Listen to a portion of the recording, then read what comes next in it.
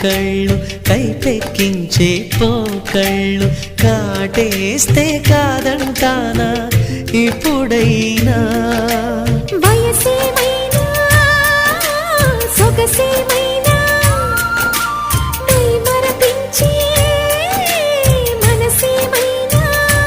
నవ్వు నవరాత్రి నీ కోసం తీసుకువస్తున్నా మైనా ఏమైనావే మన్మథ మాసం అయినా ఎంతైనా ఇది మెత్తని మోసం